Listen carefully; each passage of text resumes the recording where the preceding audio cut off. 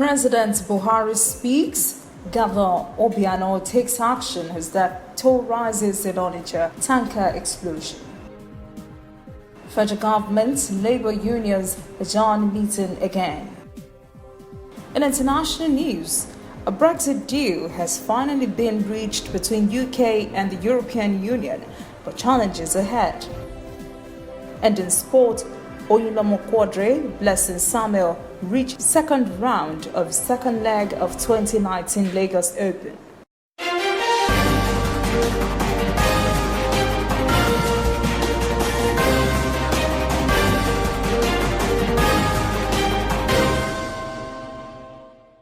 This is ANN News. I am Olajumoke Olatunji. The toll from the Onitsha market's tanker explosion keeps rising. Official number currently stands at 3.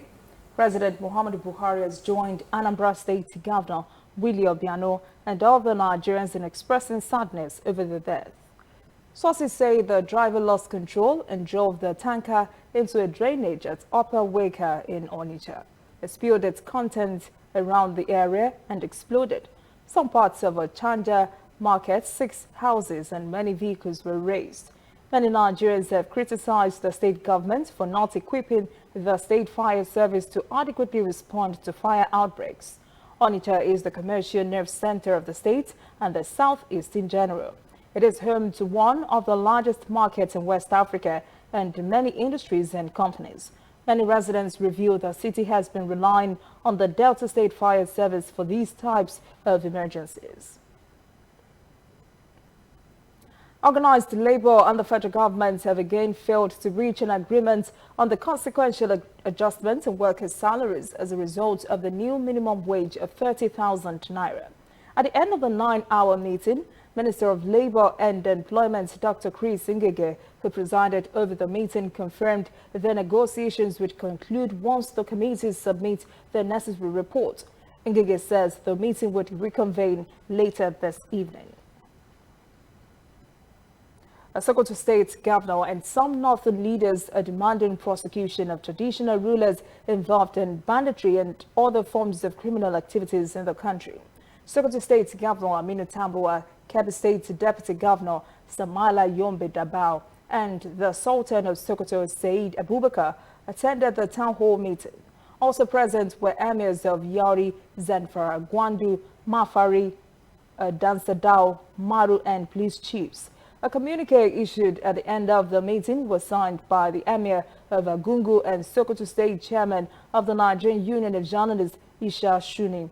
Stakeholders say government at all levels should redefine the role of traditional authorities known for their historical roles of alternative dispute resolution in safety and security management. The National Agency for Food and Drug Administration and Control, NAFDAC, has issued a 3-week ultimatum to producers of bread and other confectionaries to comply with its guidelines or risk a shutdown of their facilities. The agency also threatened a nationwide clampdown on bakers over illegal and unhygienic practices and food safety standards. The agency says many Nigerian bakers have continued baking with potassium bromate despite a ban on its use. NAFDAC says the addictive is detrimental to the health of Nigerians. NAFDAC's Director General Professor Christiana Adeyeye emphasized the agency has begun an awareness seminar across the country as a build-up to the nationwide clampdown exercise. Director of Food Safety and Applied Nutrition, Sharif Olagunju, revealed most of the bakeries are infested with rats. Nigeria's First Lady Aisha Buhari has apologized to her family members and to Nigerians for the embarrassment caused by the viral video released by Maman Daura's daughter, Fatima. Daura is the president's nephew. Mrs. Buhari was seen in the video expressing her displeasure over the refusal of the Dauras to pack out of their apartment in the presidential villa. Mrs. Buhari made the apology during a solidarity visit by First Ladies from the 36 states at the presidential villa. Meanwhile, President Buhari has approved new foreign travel guidelines for ministers and government officials. All ministries, departments and agencies are now required to clear their yearly travel plans for statutory meetings and engagements through the Office of the Secretary to the Government of the Federation or the Office of the Head of Civil Service of the Federation. This has to be done within the first quarter of the fiscal year before implementation. They are further required to make their presentation using the existing templates and also secure approvals on specific travels as contained in the plan from the appropriate quarters. Oyo State government has banned residents from parading themselves as Iyaloja or Babaloja of Oyo State pending investigation and resolution of the crisis in market leadership in the state. The government says leadership in the Market Leaders Council is on hold.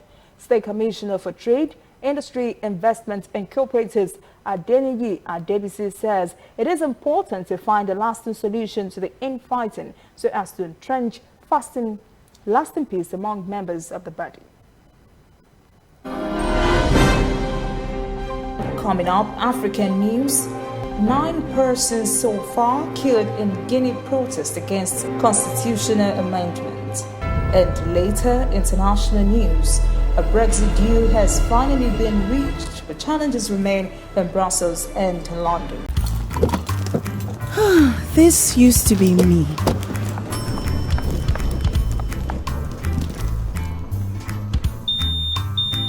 But that was before I got the perfect bag. It's handy and easy to use. All I need in one compact space, just like my MTN Extra Value plan.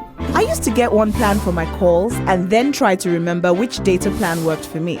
Roaming was a totally different ballgame. Not anymore. I've got the MTN Extra Value all-in-one plan. If you're a data buff like me, you get extra data with some talk time. And if you like to make calls, you get extra talk time with some data. And when I'm abroad, I automatically browse, chat, and call right on the same plan. MTN Extra Value was made just for me. More of data or calls, whichever one you prefer. MTN Extra Value is made just for you. Welcome back. This is CNN News. In African stories, authorities in Guinea have confirmed that 9 persons have been killed so far this week during demonstrations against a possible constitutional amendment that will enable the president to extend his tenure. ANN had reported that security forces clashed with protesters as they blocked roads with burning tires and ransacked military posts in the capital in Conakry. Opposition parties say at least 10 persons have been killed, including a 14-year-old boy. They also say police raided victims' families' homes. Demonstrators are protesting against the possibility of President Alpha Condé running for a 3rd term. 81-year-old Condé took office in 2010. His final 5-year term should end next year. But he has not ruled out a 3rd term. Instead, he has instructed his government to look into drafting a new constitution, which critics say aims at letting him run for a 3rd term.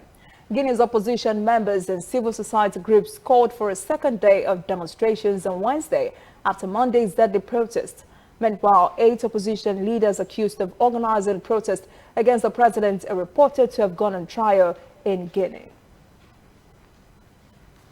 South Africa's power utility company, Eskom, has warned of a 2nd day of power cuts on Thursday, citing a number of generating units still out of service. The company imposed its first power cut on Wednesday, citing technical failure and inadequate funding. The state utility said in a statement that it would cut around 2,000 megawatts of power on a rotational basis across the country. Eskom also said more than 10,500 megawatts of its 45,000 megawatts capacity was offline because of unplanned breakdowns. Late on Wednesday, it says some generating units have already returned to service and that it expects more units to return to be operational over the next few days. It may not be the biggest economy in Africa, but Egypt has maintained its position as the biggest recipient of foreign direct investments on the continent. The country's economist attributes the achievement to the courage of the political leadership and the economic reform program there. Yazar Hakim has the story. In spite of topping Africa in investor attraction, the numbers show a slight drop than previous years. And that is global as well, not just in Egypt. A number of businessmen have been studying measures to attract more investments into the country. We need a lot of things. Mainly is to make the investment climate comfortable, easy and promising. One thing we need is decreasing bureaucracy, and the second is to give benefits to the foreign investor. A host of economic reforms have lowered inflation rates, stabilized the Egyptian pound after its flotation, and killed off the currency black market. Incentives have been put in place to lure in businesses, but some investors say more is still needed. A lot of things, we need a lot of things, mainly is to make the investment environment comfortable, easy and promising. And this goes by, we need from the government is to listen to us in every aspect and in every law that's coming up. One major thing is decreasing bureaucracy. Another thing is to give many benefits, different benefits to the foreign investor. Egypt is considered an attractive destination for many entrepreneurs to set up shop. China has been one of the countries aggressively investing in Egypt. It's the first nation to establish an industrial city at the Suez Canal zone, with over 100 Chinese factories inside. We have already did the bilateral trade by more than 12 billion US dollars achieved till last year.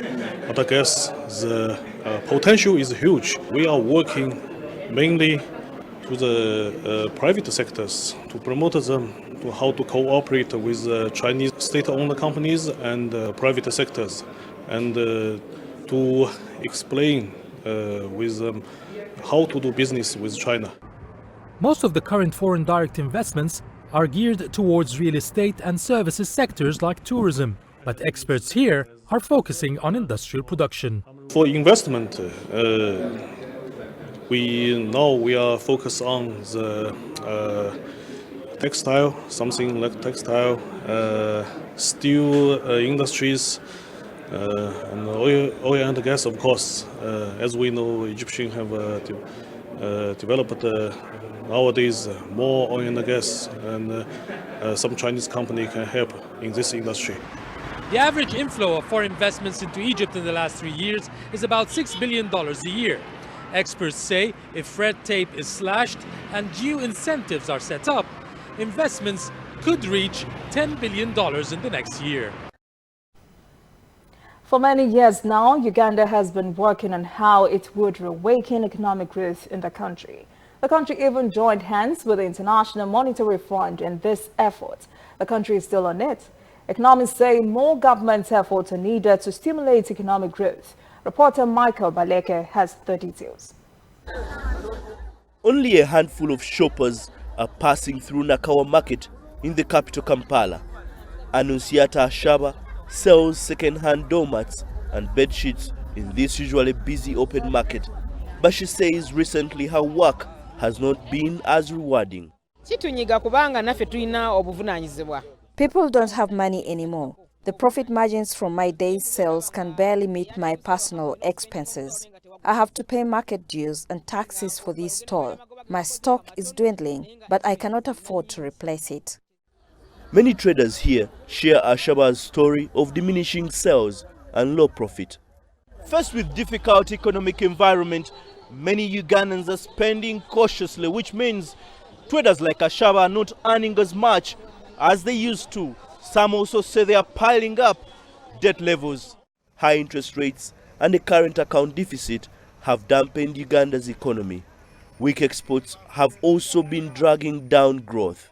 Ugandan economy is driven by consumers. GDP by composition, 70% or more than 75% actually of GDP is by consumption, household individuals. So if they are not borrowing, lending is whatever it is, so they consume less. Now, why are they not consuming? Probably they are worried about the income stream going forward.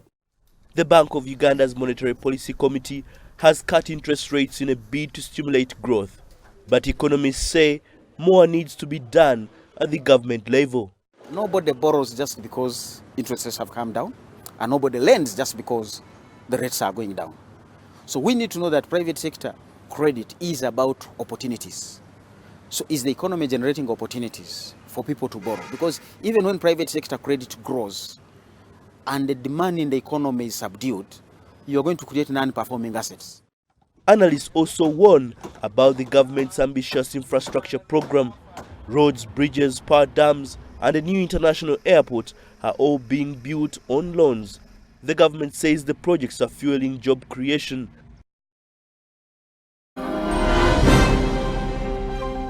When we return international news, a Brexit deal has finally been reached, but challenges remain in Brussels and London.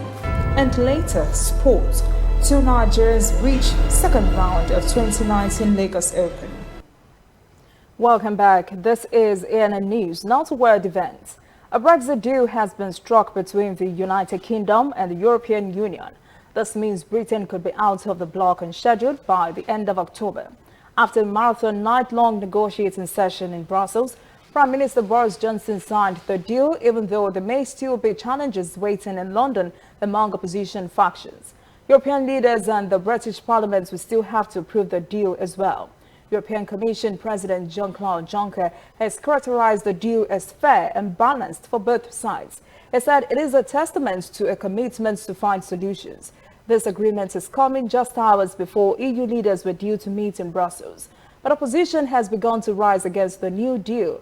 Earlier in the day, leader of the key Northern Ireland Democratic Unionist Party, Alan Foster, said she could not support the proposal.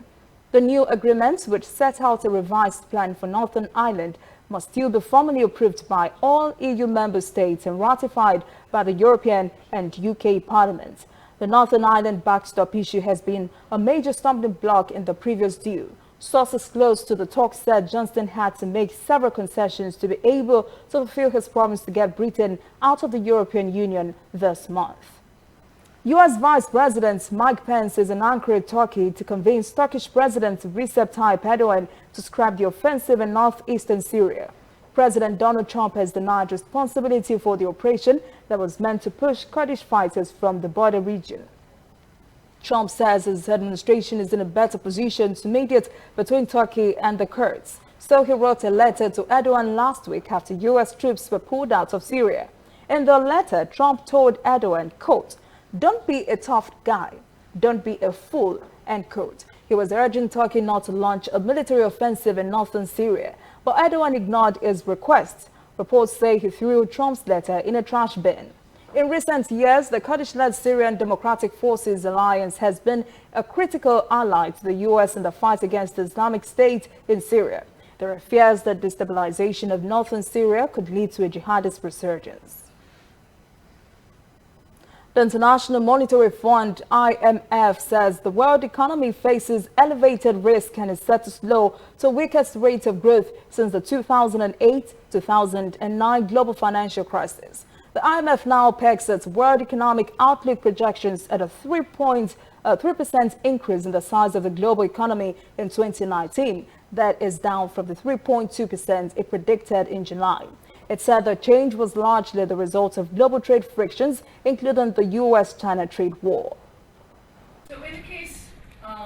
The International Monetary Fund says the world economy is slowing to its weakest pace in the decade since the global financial crisis. It has cut its global growth forecast for 2019 to 3% and lowered its 2020 estimate to 3.4%. The latest IMF World Economic Outlook report warns that the global economy is experiencing a synchronized slowdown. The pessimistic forecast comes amid continuing trade conflicts that have undercut business confidence and investment.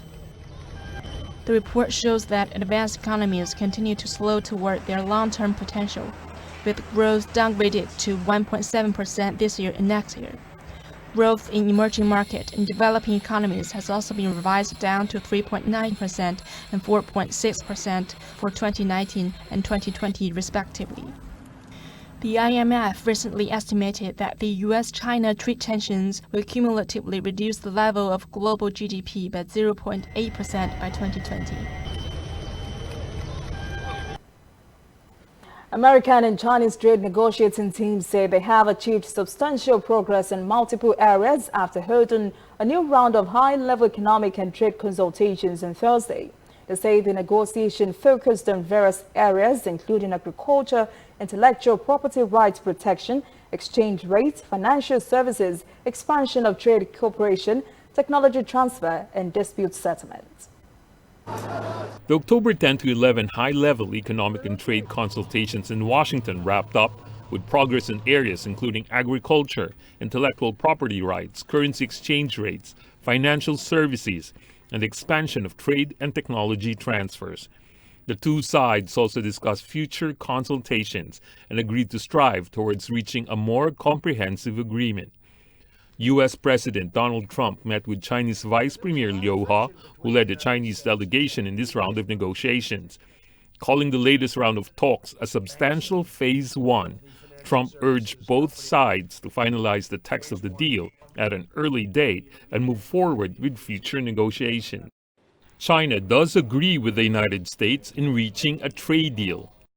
There's no difference between the two sides in reaching economic and trade agreement. This agreement will be of great significance to China, the United States, and the world, as well as to trade and peace. The ongoing trade war has adversely affected both economies and indeed the world. In the U.S., it is estimated the average American family is $800 worse off because of the tariffs. And Europe is tipping into recession, experts say in part as a domino effect from the trade war. We end this segment on this sad note. Elijah Cummings, a U.S. Democratic congressman from Maryland, has died at the age of 68. Cummings gained national attention for his principled stance on politically charged issues in the House. He was also well known for his calming effect on anti-police riots in Baltimore and his forceful opposition to the presidency of Donald Trump. A statement from his office said Cummings died of complications concerning long-standing health challenges. Elijah Cummings was chairman of the House Oversight and Reform Committee and a leading figure in the Trump impeachment inquiry. In their reaction to Cummings' death, members of Congress said a giant of integrity and knowledge has fallen. Up next, sport. Two Nigerian round of 2019 Lagos Open. We'll give you details in a moment. Welcome back. This is ANN News in Sport. Two Nigerian players have survived first round scare when the main draws of the second leg of 2019 Lagos Open tennis served off on Wednesday at the Lagos Lawn Tennis Club, Onikon. Barakat Oyinlomo Quadri defeated her opponent from Denmark, Desem Divine Inweke, in straight sets 6-0, 6-0 to qualify for the second round in the women's singles. The 16-year-old will face 8th seed Tamara Kurovic in her next game. Blessing Samuel also made it to the second round after she beat compatriot Mohamed Jamal, also in straight sets of 6-2, 6-1. Federation of International Football Association FIFA has taken up responsibility for Francis Uzoho's wages for the entire time he will be out of action. This is part of their compensation scheme to clubs whose players suffer injury during an international break. Uzoho suffered a horrific injury that will sideline him for 6 months in Nigeria's international friendly clash with Brazil in Singapore on Sunday. The Super Eagles medical team also confirmed Uzoho might not play for the club again this season. That is ANN News this evening. Thank you for joining us. For details on these and other breaking stories, visit our website, annafrica.news. Conversation continues on our social media platforms, Twitter, Instagram, and Facebook at ANN Africa TV. I am Olajumoke Olatunji. Have a pleasant evening.